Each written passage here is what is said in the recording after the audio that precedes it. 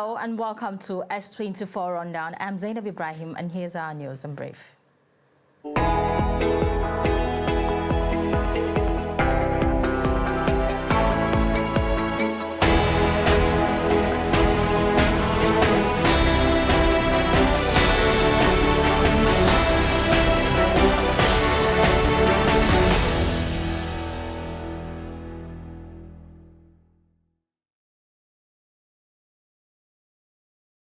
The news and details.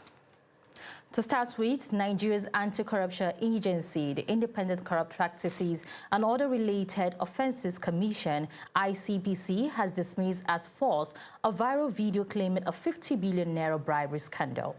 In a statement released, the Commission described the widely circulated video as fabricated and misleading, noting that part of it were artificially generated to deceive the public. The ICPC stressed that the content has no connection to the agency and does not reflect any real investigation. According to the Commission spokesperson J. Oko Ode, the names, images and narrative featured in the video were entirely concocted. He added that some elements appear to have been created using artificial intelligence to lend credibility to the false claims. In another news, insecurity in parts of Niger State is hindering efforts to deliver essential vaccines to children, leaving many without routine immunization. Health officials, including representatives from UNICEF, say ongoing violence and difficult terrain in several local government areas have made it unsafe and challenging for healthcare workers to reach vulnerable communities. Authorities warn that the situation is increasing the risks of outbreaks of preventable diseases such as measles, cholera, and diphtheria. State health officials also noted that cross-border banditry and hard-to-reach settlements are worsening the problem, stressing the need for improved security and targeted interventions to ensure children receive life-saving vaccines.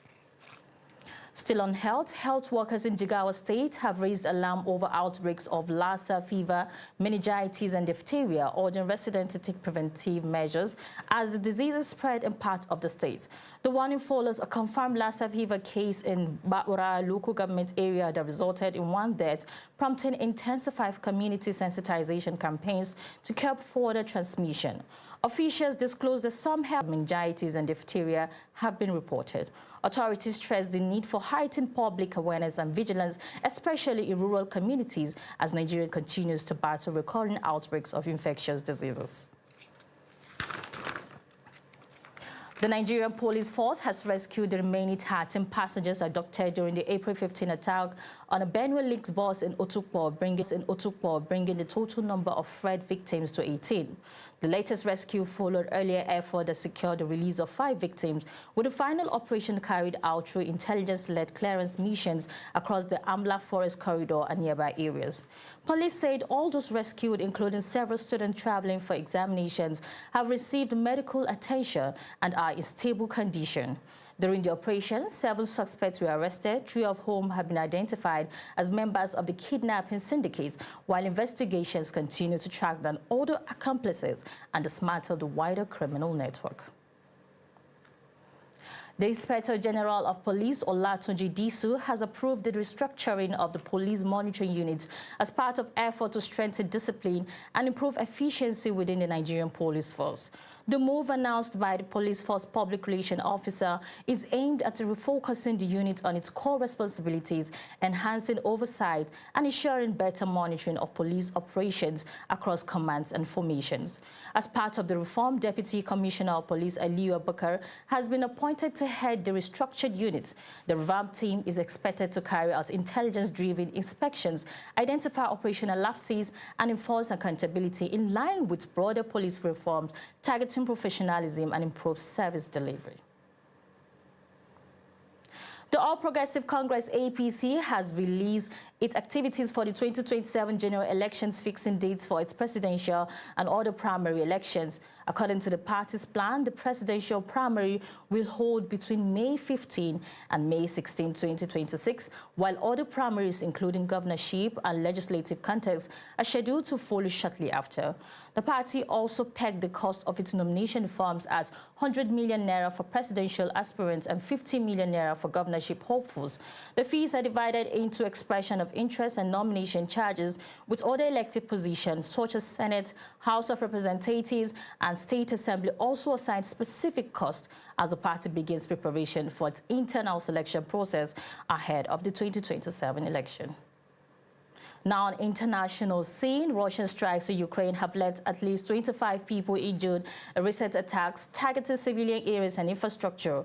According to local authorities, emergency officials say the assault involved missiles and drones that hit multiple locations, causing destruction to buildings, vehicles, and public facilities as rescue teams rushed to assist victims. Ukrainian authorities condemned the attack as part of Russia's ongoing aerial campaign, noting that air defense system intercepted several incoming projectiles, though others still reached their target. The latest strikes add to growing concerns over continued civilian casualties and widespread damage across affected regions. Now, moving on to business news with Hadiza Galadima. Let's hold on for Hadiza Galadima. Thank you, Zainab. Good afternoon and welcome. I am Hadiza Galadima. It's Tuesday, April 21st, 2026, and here is your business update, bringing you the latest on Nigeria's energy transition and the shifting dynamics of international trade. Here are your top stories you need to know for today. Starting with the Nigeria National Petroleum Company Limited, NNPCL, has officially hit a daily crude oil production milestone of 2.5 million barrels per day. This achievement, the highest in nearly a decade, is being credited to the successful implementation of the Project 300 security framework and the full restoration of the Forcados and Bonny terminals. Experts predict this surge would significantly strengthen Nigeria's foreign exchange reserves, providing much-needed stability for the Naira in the second quarter. And despite the global slowdown in venture capital, Nigeria's fintech ecosystem is witnessing a second spring wave. New data released this morning shows that Nigerian startups raised $850 million in the first quarter of 2026, a 40% increase compared to the same period last year. The surge is largely driven by a new wave of agri-fintech solutions aimed at digitalizing the rural supply chain, signaling a shift in investors' appetite towards high-impact real economy digital tools. And the Manufacturers Association of Nigeria, MAN, has raised an alarm over a proposed 12% hike in terminal handling charges at the Apapa and Tinkan Island ports. MAN leadership stated that if the new tariffs are implemented by the Nigerian Shippers Council, the cost of raw materials could jump by nearly 10% by June. They are currently calling for an emergency stakeholders meeting to negotiate a phased implementation to avoid spike in the prices of finished consumer goods. And finally, in a landmark move for climate policy, the European Union has officially activated the full enforcement phase of its carbon border adjustment mechanism. As of this morning, importers of steel, aluminum, and electricity into the EU must pay a carbon price equivalent to what European manufacturers pay. This green tariff is already impacting global trade routes, forcing major exporters in Asia and South America to accelerate their transition to renewable power manufacturing or face significant competitive disadvantages in the European market. That's the latest in the world of business, from the oil fields of the Delta to the regulatory halls of Brussels. The landscape is moving fast, and we will keep you updated as these stories develop. Up next is our newspaper review after the break with Zainab Ibrahim and Abubakar Turaki, where they will be dissecting the headlines and the news making the rounds. Do stay with us.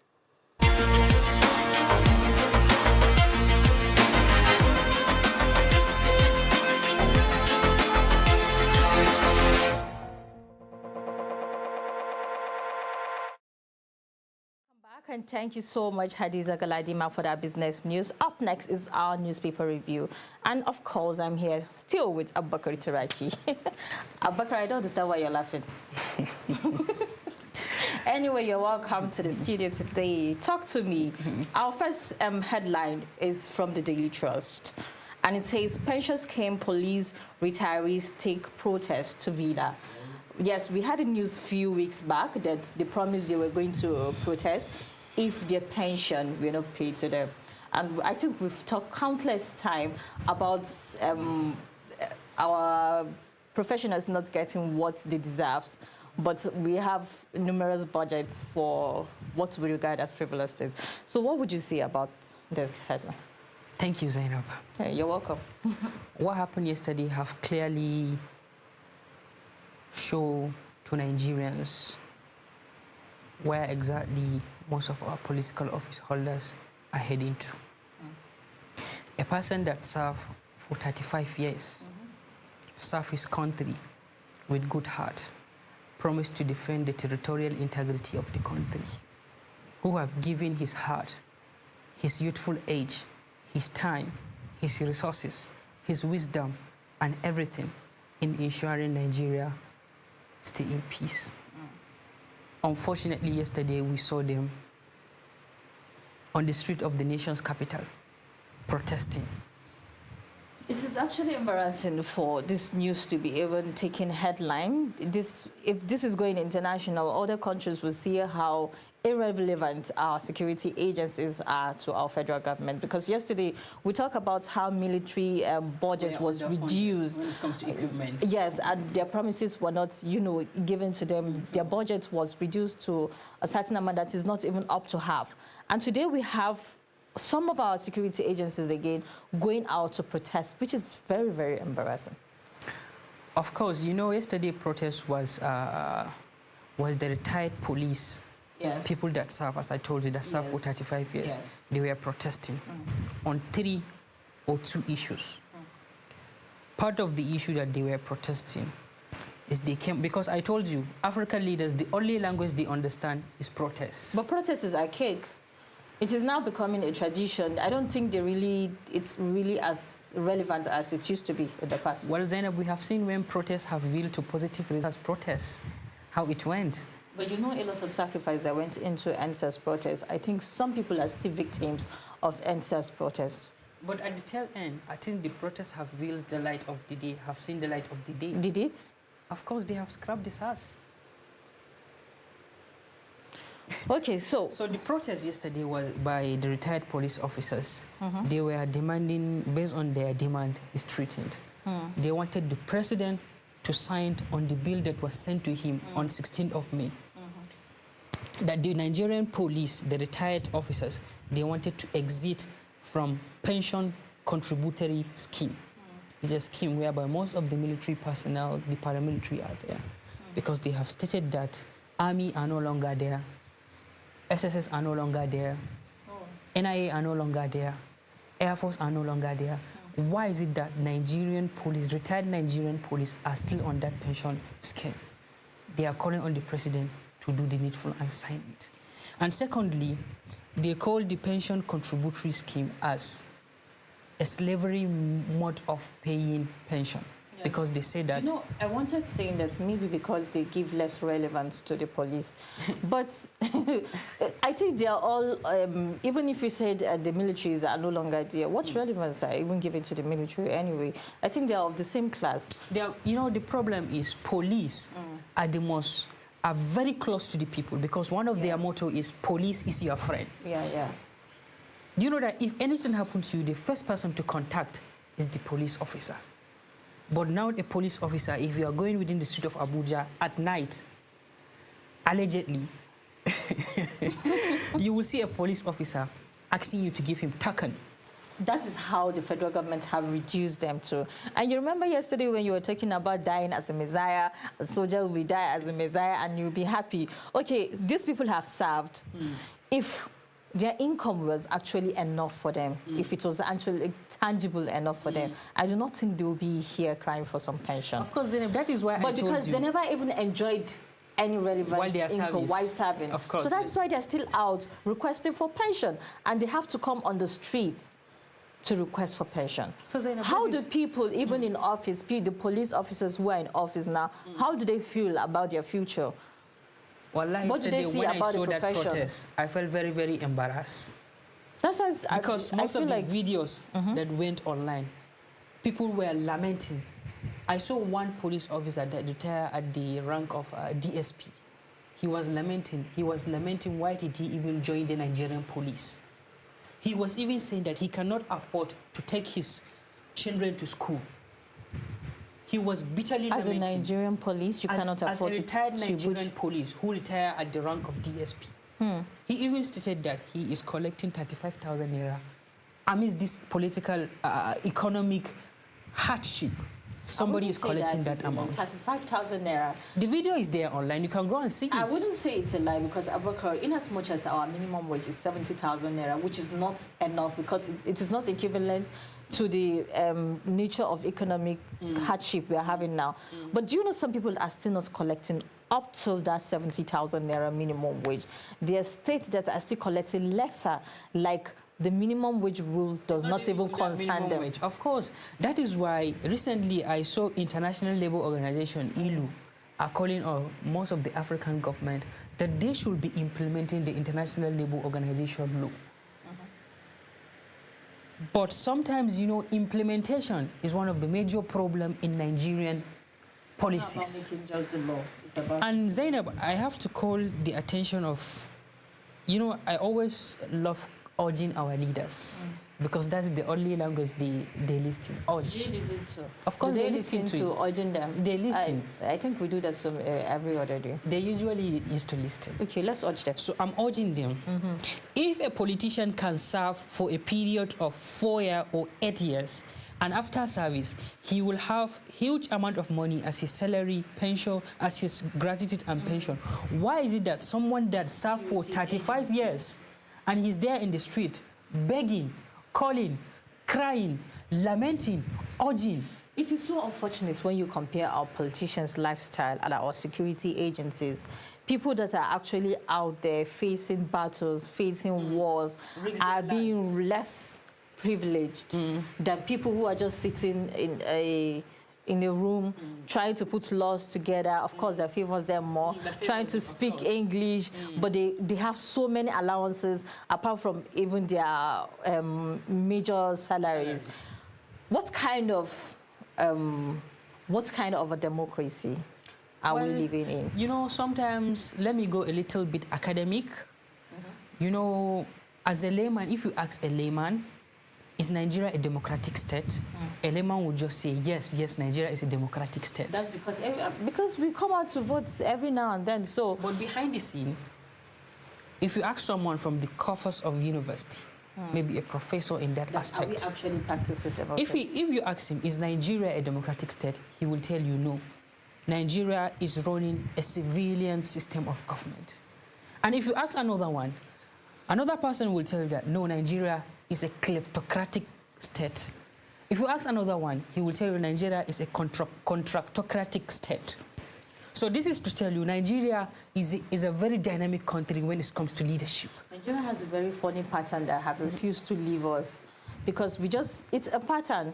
Like these people, what is it called? The protest at the villa does not guarantee any success. No, because we have seen yesterday they have listened to them, and I believe the president will surely look at their yearning and aspiration. Implementing. Well, you know, sometimes Zainab, I hope they're not going to give them some changes and ask them to keep quiet for a while. They wanted to exit from that contributory pension scheme because they have categorized and called that system as one is a slavery mode of paying pension. They have been calling, and the yesterday protest was not the first protest.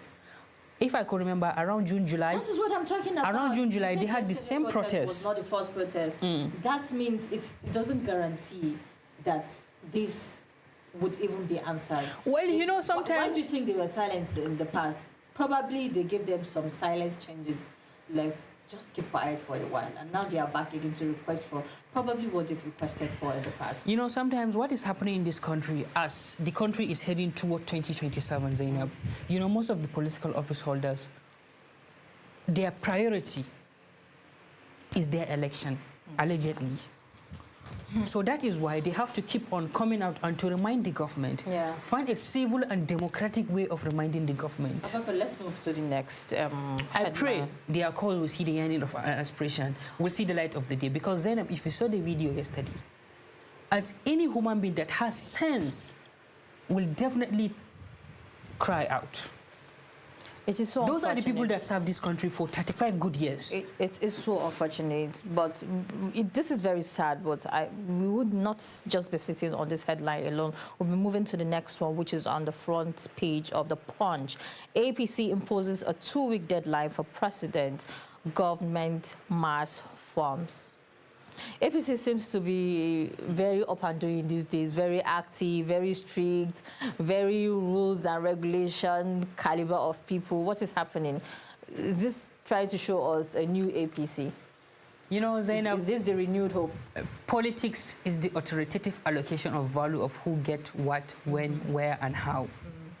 What we saw yesterday from the APC in a broad daylight, or shall I say in a broad evening, a press release was sent to the public about how APC are going to, how APC schedule their party primaries, their nomination and interest form, made it categorically clear to Nigerians, APC mean business. Yes.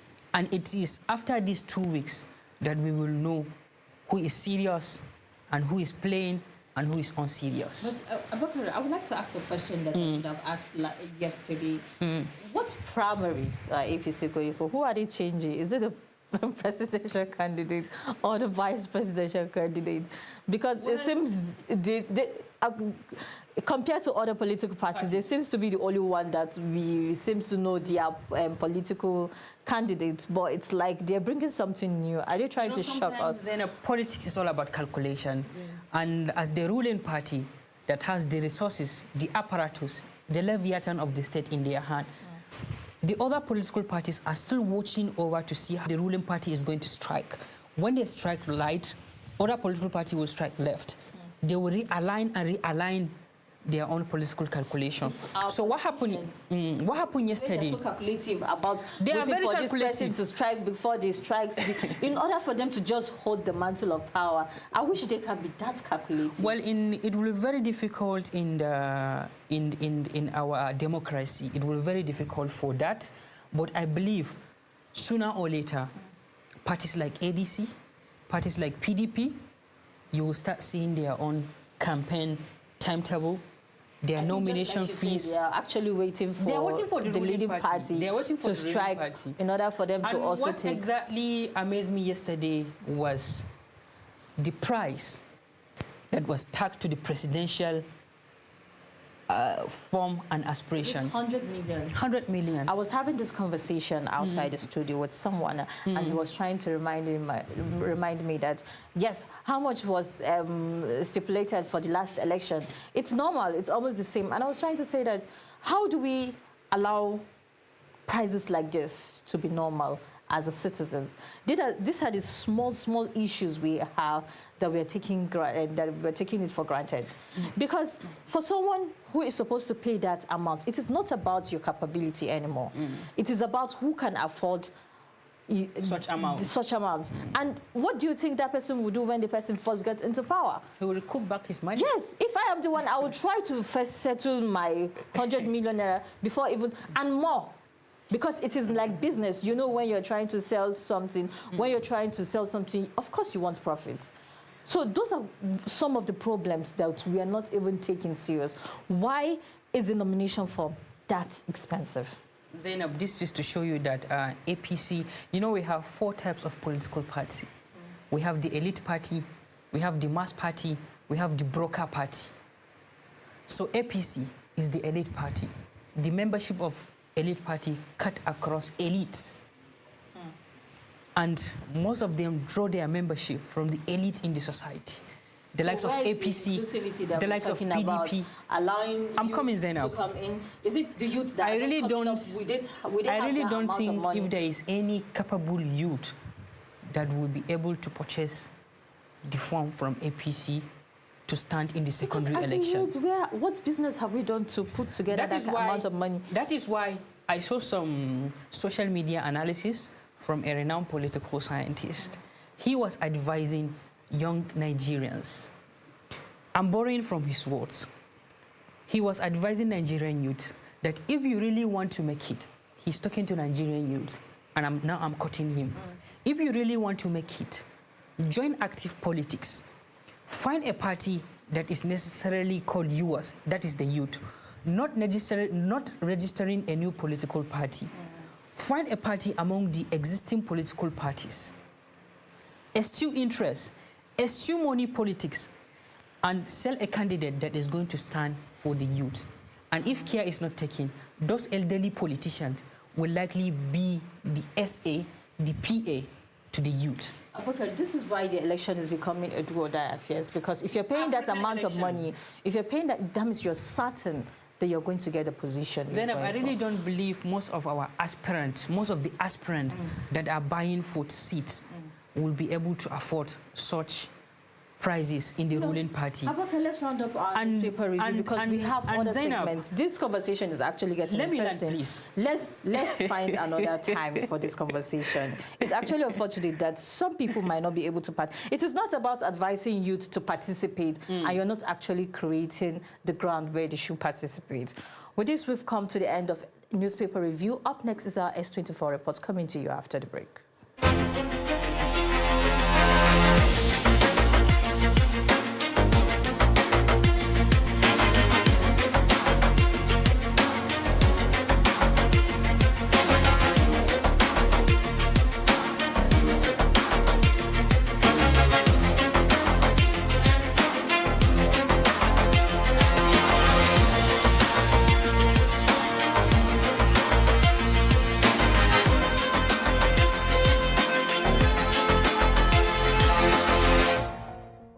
We are in the streets of Abuja, where Nigerians navigate the rising cost of living and economic situation.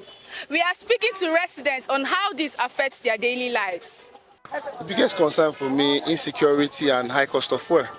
That for me is the biggest concern right now. So, sir, do you feel your voice as a citizen is being heard in our country? My voice? It's not. No matter how we talk, our voice is being heard. I don't think so. So that's for me. That's my own. Even if you earn a lot of money, don't you move because of transport and food for a day. You arrive at once, but there's nothing to show. 35, the economic situation of the country is so harsh now, especially when there is a rise in fuel, and it's anything that affects fuel affects most things in the country. All these commodities, foods, most things mentioned. Immediately you will say that you tell the fuel is increased, this one increases soon, this one increases soon. That's how it affects everything. Because when before you want to enter bike, motor, maybe 200 naira before, now it's times 2, 400 naira, some 500 naira. Talk of somebody that is going to beggar. Like now before it's 500, now it's 1,000 or 1,000. So it's affecting everything. As you can see me, I'm trekking now, and I'm going to New Yanya. The transport now, everything is increased. Before I'm paying 600, now it's 1,000 to New Yanya. See, that's the problem we are facing. The one and only problem Nigerians are facing is insecurity.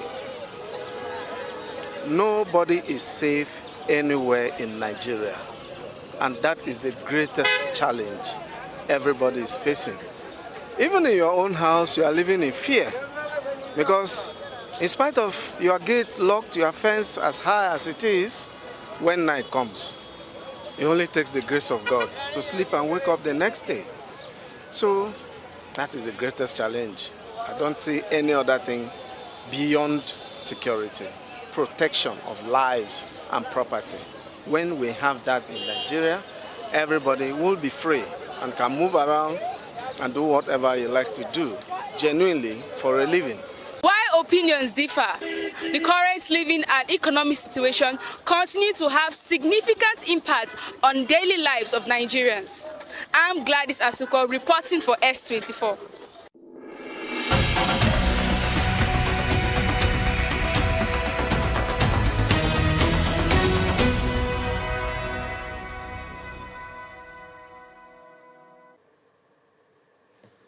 Welcome back from that break, and this is Political Arena. My name is Abubakar Shraki. Nigeria's political space is evolving, and young people are no longer passive observers. From hashtag movement to policy advocacy, digital activism has become a powerful tool for shaping public discourse. Yet, caution remains about its tangible impact when compared to structures, legislative engagement. Now, the caution is, can online pressure translate into enforceable law, or does real change still depend on institutional process? This afternoon on Political Arena, we will examine digital activism and legislative action. Which one drives the real change? With me is Honorable Abbas Scholar, a member representing Gombe Central at Nigerian Youth Parliament. We will explore how youth-led advocacy intersect with legislative responsibility and whether the current system is responsive enough for youth demand. Honorable Abbas, welcome to Political Arena. Thank you for having me. So, Honorable Abbas, in a nutshell, what is Nigerian Youth Parliament? Okay, so thank you for having me here. It's actually a pleasure. For Nigerian Youth Parliament, it's more of like a training ground. It's a training arena for young people to be close to governance, to young people to understand legislative procedures, to know what is basically happening around them. And then it's more like a place where youth can deliberate about issues concerning young people particularly, and then profile solution, and then see how these things can turn into meaningful engagements. So what we do at the Nigerian Parliament is, after we profile solutions during our plenaries and everything, we offer solutions to the government. This is what is happening, this is what the young people are seeing, this is what they want, and then these solutions can translate into laws, they can translate into bills, they can translate into meaningful actions by what the Nigerian Parliament it's all about. Thank you, Abbas. So, what do you think digital activism lead to real change or just temporary solution based on your parliamentary experience? I think both. Okay. Yeah. I think both, because when we say digital activism, this is where we are talking about the use of media, especially social media, as young people, as Gen Z that we... Are you Gen Z? No, a little bit ahead. So it's basically the use of social media. So when we say digital activism, we need the media to push for solutions, to push for issues that are affecting us directly. So this so both can work. The digital media is used to raise awareness, and then you can't just raise awareness and basically that's it, and then you stop.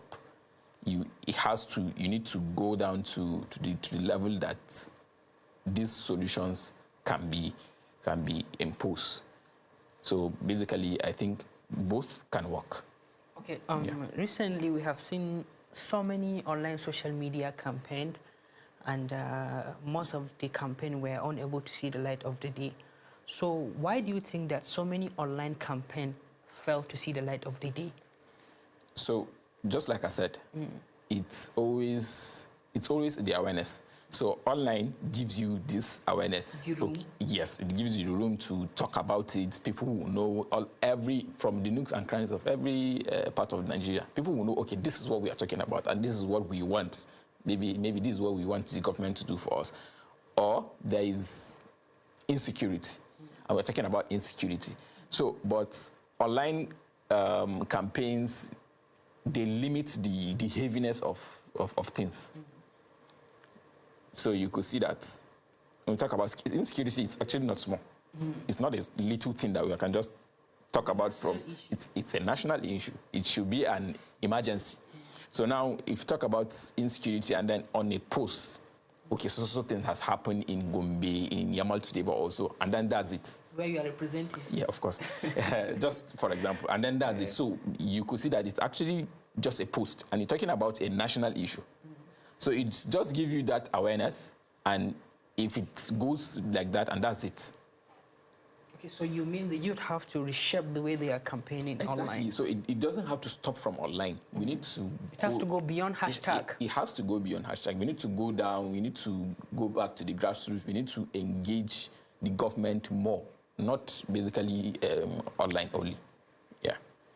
Okay, my next question is like, beyond public protests, social media advocacy, and parliamentary lobbying, which mechanism has proven most effective in Nigeria? So we have seen when the NSAS protest started from Twitter, and it led to the suspending of SARS. Yeah. So now that example, now if you look at it, one cannot work. You have to combine both. They have to work together. So NSAS started from 1, 2, 3 tweets on Twitter, and then it went viral, and then people are out there on the streets from almost all the states in Nigeria. And then you could see that. So online and social media campaigns and online and social media protest, it cannot just work alone. Now, if you look at now the NSAS, for example, it was a social media thing that happened, that started on Twitter. It went out to a protest, and then it now became a national pandemic. Do you understand? And then the government took action on it. So one thing cannot work when it comes to having a lasting solution. All of these studies, they need to work together. Yeah. Okay. Let's go to legislative aspect. Okay. As a young parliamentarian, what bill or motion have you worked in the Nigerian Youth Parliament? Okay, so just like I said before, the Nigerian Youth Parliament is a training ground for young people. And so what we basically do, we create motions, we talk about bills that we send to the National Assembly, Federal Ministry of Youth, to the Senate, to the President himself, after we've deliberated on everything, and then we send it to them to say, okay, this is what we think we need. We need an amendment to this bill that the National Assembly is talking about, all of those things. Now, for Nigerian Youth Parliament, if you look at, I'll just give you an example. Not this particular session. This is the 6th session of the Nigerian Youth Parliament, which I am part of. I think if you look at the Not Too Young to Run bill, the Nigerian Youth Parliament was basically part of the Not Too Young to Run bill. Signed by President Yes. So these are issues that have been deliberated during their plenary, and then it went out. You know, it got the energy of other youth organizations, and then there was a national movement when it comes to the Not Too Young to Run bill. Now, it has become a law, and you could see that young people have been. That law has helped young people to be part of the decision making in all the political seats we have in Nigeria. So you could see that the Nigerian Parliament was part of that thing, and these are some of the bills we've been working on. So for the 6th session, some of the motions we've worked on. So last year, December, we were at Katsina, so we had our plenary at the Katsina State House of Assembly. And some of the motions are particularly what is happening to young people. I will give you an example, a motion that we were able to deliberate on. It's the a motion for the sanction of the New Life activities. I don't know whether you know New Life. It's more like a platform where these people make young people, they exploit young people. Basically, yes, it's basically exploitation. And then so we were able to push for this motion. And then the National Orientation Agency and everything, we were trying to see how we can work with them to have more awareness, and then how the New Life can be sanctioned. Now, another example of the motion we were able to deliberate on the floor, even though that motion was in the courts, it's for the payment of the backlogs of, so I supported that motion, yeah, for the payment of the backlog of the NPower beneficiaries. If we know that NPower beneficiaries have not, there are still backlogs of NPower beneficiaries that are still yet to be paid. Okay, Abbas. Yeah. Has any of your work been influenced by social media campaigns? Yeah, of course. Just like I said, the Not Too Young to Run bill. Yes, Not Too Young to Run movement was, so Nigerian Parliament was part of that movement. And then the media, social media was one of the things that helped that thing to went viral. So I would also talk about the reserved seats for women bill. So in as much as it's not something that the Nigerian Parliament has deliberated on the floor of the plenary, but it's something that the social media has also taken up. It's in the media, and then people are seeing it, and then there is possibility of it making the light of the day. Yeah. Okay, Abbas, there have been some accusation that is going on all over social media, accusing the Nigerian Youth Parliament, especially young parliamentarian like you, that sometimes you're just answerable to your senior lawmakers. How legit is that? I think even though there must be a synergy. Yeah, of course. So I think mostly what we normally do with our senior lawmakers is just basically collaboration.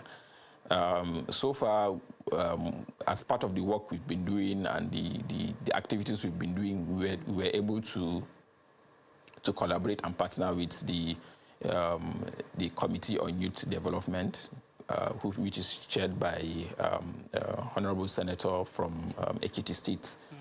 So Honorable Adere Madu. So we've been able to, so it's basically partnerships and collaboration. We cannot work without them.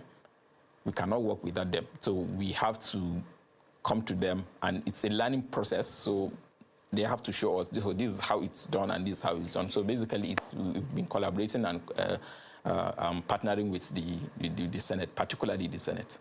Okay, Abbas, before your tenure ends,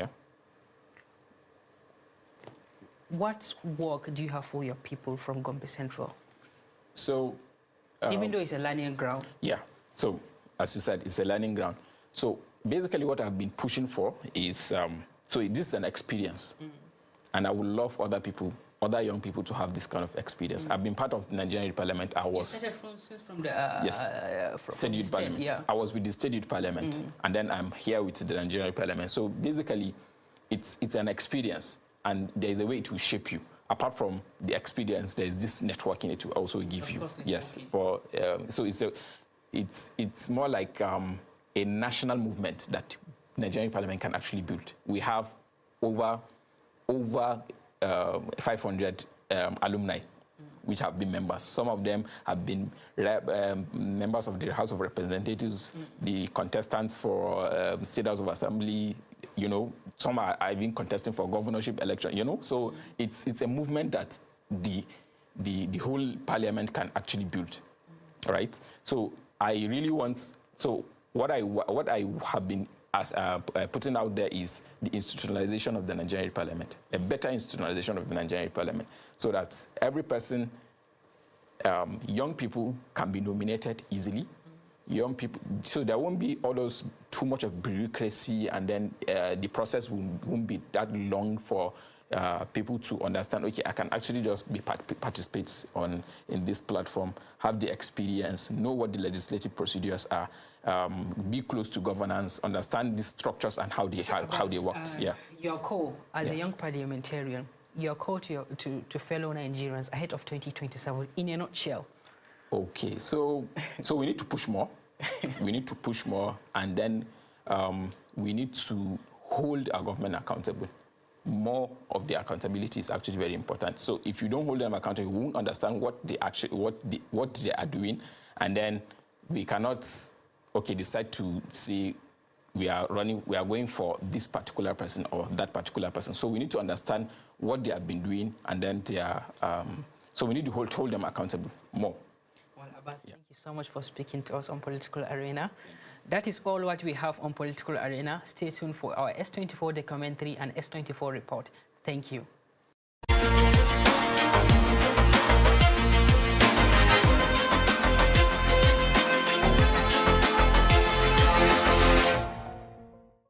Registrar, sir, you've mentioned a key things about the registering companies, and you've said you go as far as going to the banks as well and making sure that whoever is dealing anything illegal or a director that left a company, you bring them back to pay. I'll give a case study of a company that I registered in 2017, and when I came to register, it was majorly manual. So other directors in the company were not people I know. It was a lawyer that facilitated the registration at the time. So I abandoned the company. That's me personally. What should I do as a person? First, you have the option of applying to the CAT for voluntary winding up. Voluntary winding up. As you have time to come and file necessary papers to have yourself incorporated, that is registered with the Corporate Affairs Commission. So also when you are leaving the job or you decided to leave that particular business, you can equally follow the same process to have that business now closed officially. What we call winding up. So you have the option of voluntary winding up. And we can also do it by way of court order when the court, if you are involved in a particular crime or whatever they call now, gave us order that we should close that business. We can close it by the order of the court. But here, in your own case, you don't abandon businesses or abandon registered businesses like that. You must submit yourself voluntarily for winding of such businesses to make yourself safe. Because as it is now, even at the Nigerian Revenue Service, their meter is reading against you. Because as far as they are concerned, that business is living. No any official record to indicate that you have already abandoned that business. Unless if you have been struck off from the CEC register by way of voluntary submission.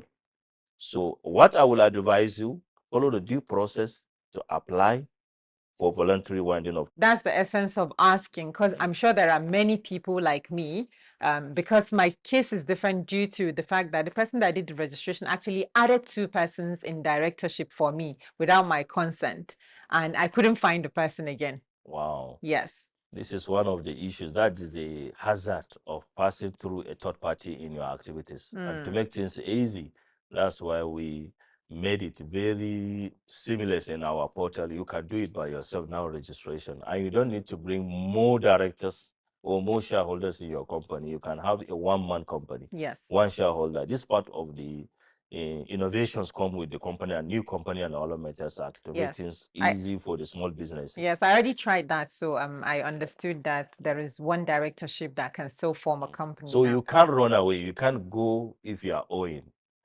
Voluntarily submit yourself, write to us, tell us, bill for you, pay for it, and have your business closed. Yes, and that's a lesson for Nigerians to also pick from. Let's take a few more questions. CSE invested so much in digital processes to make services faster and more transparent. What changed with digitization and what must still improve? And how do you balance service speed with due diligence, even with your digitization agenda? Before we call it corporate registration portal, I now come up with the ICRP, Intelligent Company Registration Portal.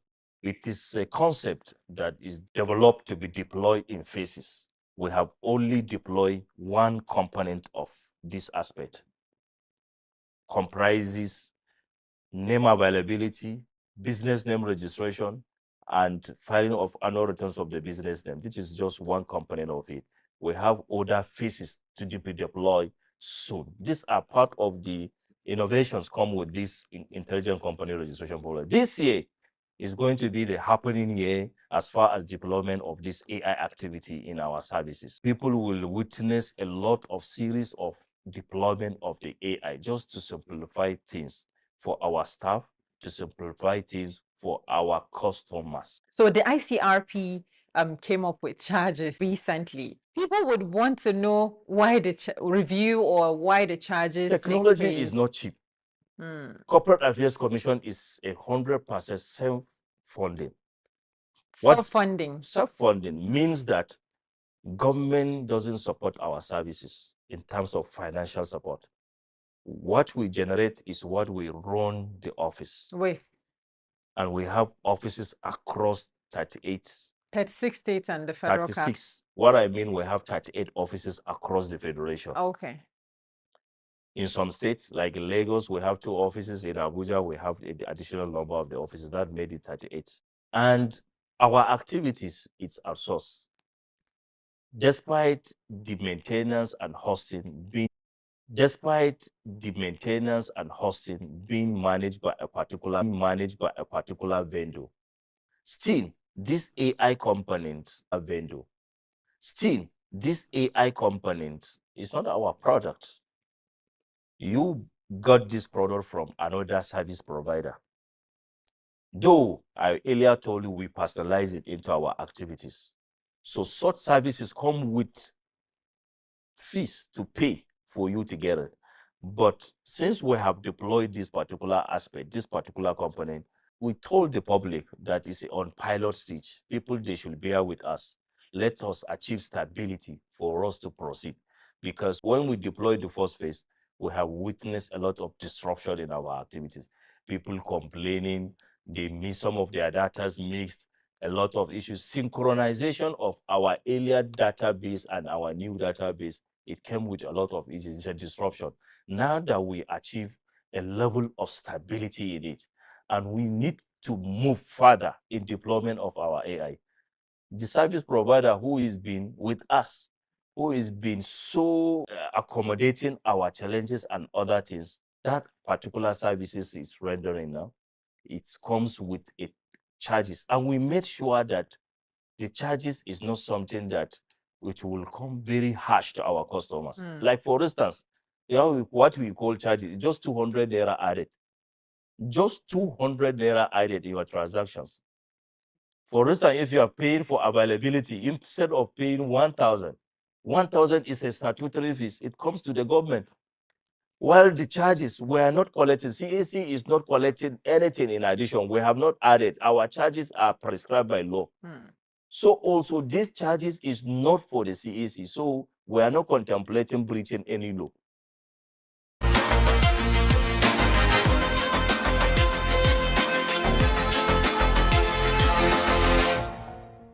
Back from that break. Now to technology, innovation, and digital world with me, Aisha Mohammed. Here's what's shaping ICT from Nigeria to the global stage. Starting in Nigeria, the Central Bank of Nigeria and the Nigerian Communication Commission, NCC, have introduced a joint platform to track and flag suspicious phone lines linked to account takeover fraud, following a new regulatory agreement between both bodies. Still in Nigeria, the Federal Competition and Consumer Protection Commission, FCCPC, says it has not banned airtime and data borrowing services, explaining that recent disruption, including the suspension of MTN's extra time, stem from non-compliance with updated industry guidelines. In the telecommunications sector, Airtel Nigeria has empowered over 2,000 women through a financial inclusion program aimed at improving access to digital tools and economic opportunities. Across Africa, concerns are mounting over the rise of AI-driven fraud targeting the continent's $1.4 trillion mobile money sector, as experts warn that cyber criminals are exploiting rapid digital adoption.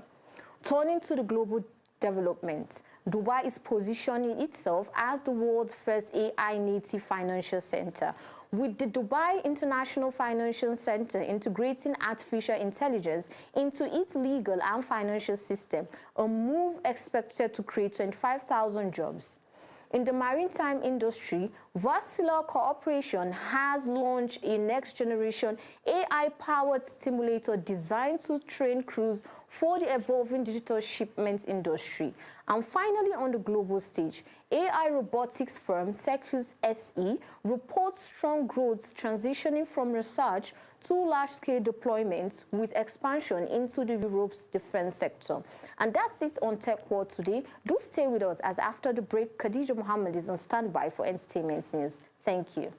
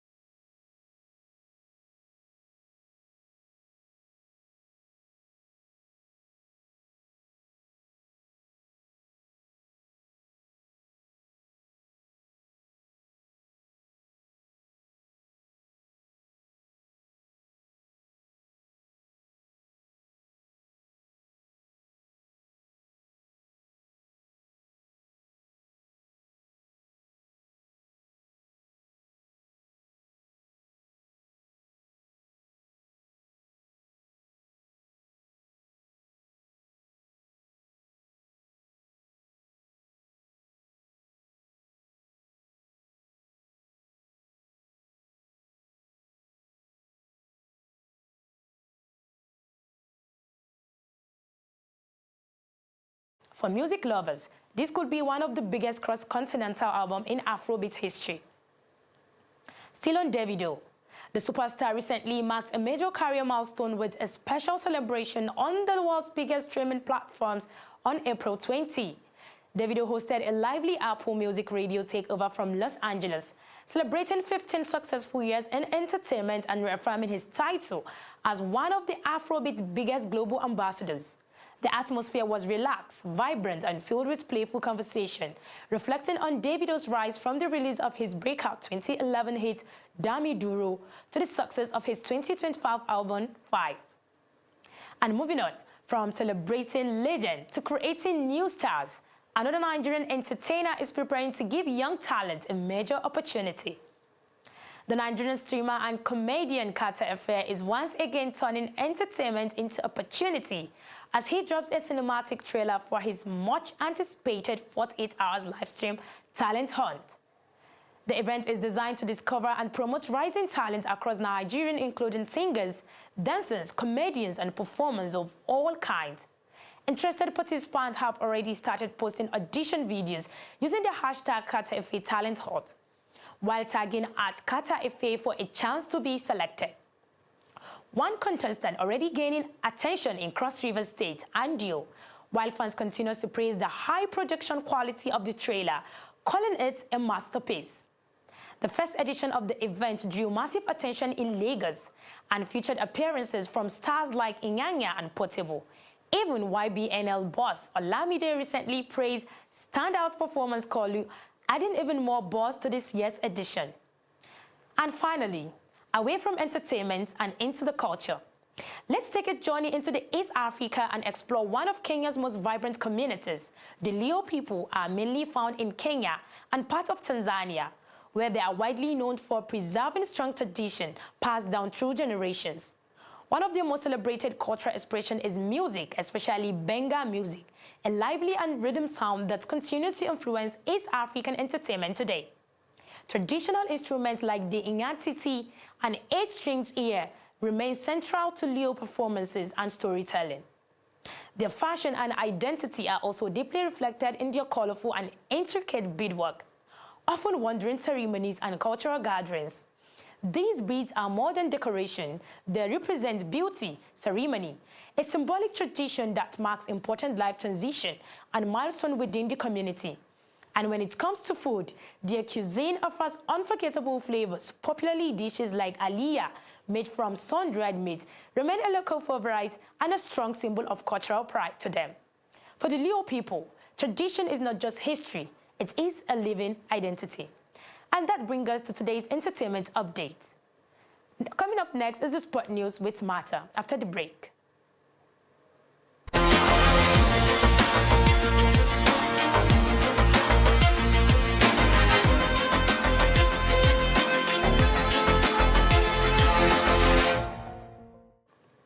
Welcome back from that break. Here's your latest sport updates for today from across Nigeria, Africa, and the world.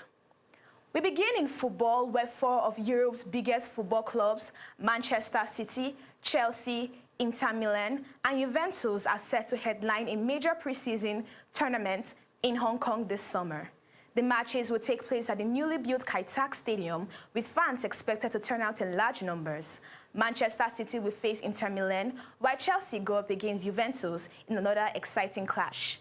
The tournament will not only entertain fans, but also help teams prepare for the new season as coaches assess their squads and build match fitness. From preseason action in Asia, attention now shifts to transfer discussions in the English Premier League, where Chelsea head coach Liam Rosenior has dismissed rumors linking Alejandro Garnacho with his summer exits. Speculation has suggested the winger could leave after struggling for regular playing time, but Rosenior has questioned the source of those reports, insisting that Garnacho remains part of his plans. The manager also expressed confidence in the young of his plans. The manager also expressed confidence in the young player's development, highlighting his potential and importance to the team. Away from football, Focus now turns to sport development in Nigeria, where the Director General of the National Institutes for Sports, Philip Shaibu, has unveiled a bold plan to address his shortage of qualified coaches in the country. According to Shaibu, Nigeria is currently facing a gap of about 2 million coaches, a challenge that has affected sports growth at various different levels. The new initiative aims to train more coaches, introduce structured programs, and expand access to coaching education across the country. The goal is to improve athlete development and strengthen Nigeria's overall sports system. And finally, Nigeria's under-17 women's team, the Flamingos, are set to face Guinea in a crucial qualifier for the FIFA Under-17 Women's World Cup. The match will be played over 2 legs in May, while the winner moving closer to securing a place at the global tournaments. The Flamingos go into the tie as favorites, following their impressive third-place finish at the last edition. However, Guinea's recent form means the Nigerian side will need to stay focused and deliver strong performances in both legs. That will be all of Sport Update. Over to our Pidgin News after the break.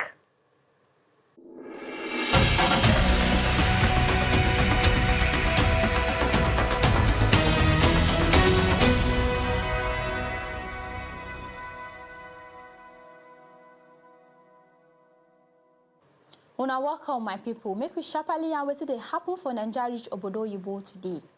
The anti-corruption people wey be ICPC don come out straight to tell Nigerians say make dem ignore one video wey dey fly for social media. The video talk say 50 billion naira bribe catch some people, but ICPC say na lie. Dem talk say the video na computer work wey dey call AI, and they just wan use am confuse the public. ICPC people say that story no be real investigation. They can't say the names and pictures where una dey see for there now wash. Another story be say Niger State people still dey face insecurity wahala. Health workers and UNICEF people don't talk say them no fit reach many children to give them vaccine because the place too dangerous and the road bad. This one means that many children fit catch bad sickness like measles, cholera, and diphtheria. They work on security matter so that nurses go fit get mind waka reach those villages go give children vaccine. The same sickness wahala they happen for Jigawa State too, where one person don already die for Barbara local government area after Lassa fever catch am.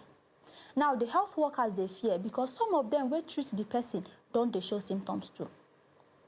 They beg everybody for village and town, may they shine their eye and keep their environment clean because meningitis and diphtheria too, they fly for area. For inside Benue State, we hear better news say the police don't finally rescue 13 people where bad people been carried from bus since April 15. Police people don't enter forest, go fight the kidnappers, and now all the 18 people where them carry before don't they free. Some students where they go write jam exam, where they catch join them follow for those where they don't save. And police catch 7 suspects where them believe say now part of the kidnapping gang them be. For the side of law and order, the big boss of police, IGP Olatunji Diso, don't change the way them they monitor police work. He don't arrange a new team where DCP Aliyu Abubakar will lead. So make sure say police officers they behave well and that they do their work with discipline. This new team go they check all the commands to make sure say maybe anyhow work police they do. For election matter, APC party don't release their plan for the 2027 election. Even though time still there, they say their presidential primary go happen for May 2026. But the money for the form no be small thing. No. Anybody wey won't run for president under APC go pay 100 million naira, and those wey won't be governor go pay 50 million naira. Our last story today now for outside Nigeria, where Russia don't use heavy bombs and drones attack Ukraine again. They say at least 25 people wounded as the bombs hit houses and places where ordinary people they stay. Although Ukraine tries shoot some of the bombs down, the ones where land still scatter many cars and buildings.